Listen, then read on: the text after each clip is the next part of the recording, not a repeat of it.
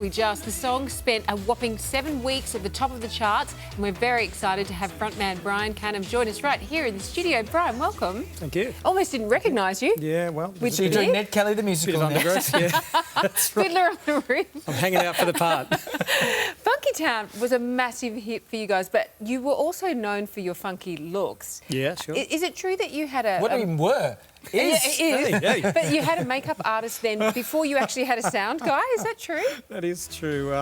Well, we did all the hard yards in the rehearsal and the small-time gigs, but when it started to sort of happen for us, yeah, we were fairly theatrical with our look. Yeah. We're quite tailored. New romantics? That's it. Now just old romantics. But but yeah, we did. We had a girl used to come and do all our, wacky makeup with the big heavy blusher, How long did it take you to do your hair? I used to be envious of your hair when I was at school. The hair was a work of art. They were called root perms, where they permed the base of your hair and then the rest just looked like...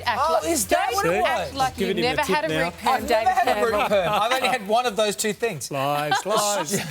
Australian music. I mean, it was so pub rock back then, and you guys were trailblazers because of the keyboard and the electric thing. When you went out there and would do that circuit, how did people react? Initially, in the early days, it was a bit scary. We were quite courageous to do that. Yeah. There were, numerous things thrown at us. I can imagine. But once we got the toes tapping, the girls would get on the dance floor and then the guys would follow because, the girls were dancing. as you would. Yeah. And so therefore there became a bit of an ironic twist with Pseudo Echo. I think the guys realised if they'd head down to a pseudo gig, there'd be lots of girls there. Absolutely. So, hey. And you were actually discovered by Molly Meldrum. Found you in a pub, Yeah. and then he put you on Countdown. So after that performance, you had record companies obviously banging down your door, didn't you? Yeah, well, Molly really fast-tracked it for us. There was a little bit of sniffing around with some labels, but nothing real solid. And Molly came along to a show, as people know, and just sort of seemed to just come backstage after the show and say, "Great show, guys. You guys are fantastic. Do you have a record deal? Is anyone, knocking on the door?" We just sort of a bit stunned and not really. And that was that. And then the next week we got a call and said, "I want to put you on the show." So fantastic. We were overwhelmed. And you were like a pin-up. I mean, you were a good-looking rooster back in the day.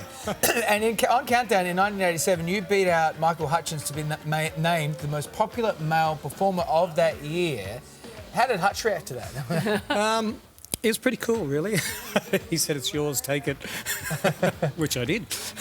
It's amazing, though, isn't it? Do you look back at that and sort of, wonder about it? It's a bit surreal, really. I think after that I had several phone calls from old school buddies, laughing down the phone at me. Yes. And because I read somewhere that you said that when you met Michael Hutchence, it was like if you thought you were vaguely cool, that just disappeared. Yeah, that all altogether. went to water then. Oh, really? Yeah, So you thought he was very cool. He was super cool. I felt more like Bozo the Clown around Michael. So. Yeah. But you guys were so massive as well, and you sort of took a bit of a break, and now you've sort of got back together and you've been doing things off and on. And how are the audiences reacting to it? That's great. We have a very diverse audience, which is even better. Are young'uns coming along? That's what's happening now. Initially, it was teenagers of the 80s, which aren't teenagers anymore. Yep. But now a lot of them have teenagers of their own, and I think there's that new generation. So it is pretty broad. There's probably the averaging sort of, late 20s to late 30s is the new drafting.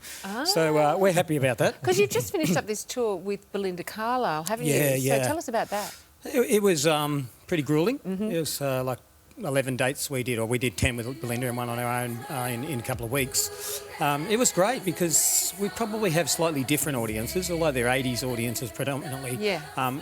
A bit different, and I think it worked well, having the lady and then the boys in the band before. So it was a nice dynamic, and I think we both benefited from each other's crowds. Did you get everyone pumped up before the show? Yeah. By the time we'd finished with Funky Town, it would be all sweaty. I can imagine. How are they reacting to the beard on stage? How's the wife reacting to the beard? The wife loves the beard. That's why the beard's there. Okay. And Mum loves the beard more importantly. Right. Because it is a fine piece of hair work. I mean, you really won't stop hair working. Your whole career is about that's hair. right. There's always got to be some hair associated with Pseudo Echo. So when it sort of went south, so to speak, from the head, there you go. Look where it ends up. And you were saying for a while that you have to grow the hard part. Is this where? What do you just eat soup for 6 months? What are you doing? I'm about 2/3 the way, because it'll just go straight in your mouth. So there's a lot of waxing, different type of waxing. But how far are you going? Till it just stops. Well, all the way down. So find out more about the band and how far the beard will go to. Head to their Facebook page, but it is good to go see you guys out again. Yeah, thank you so much. Thanks, guys. In our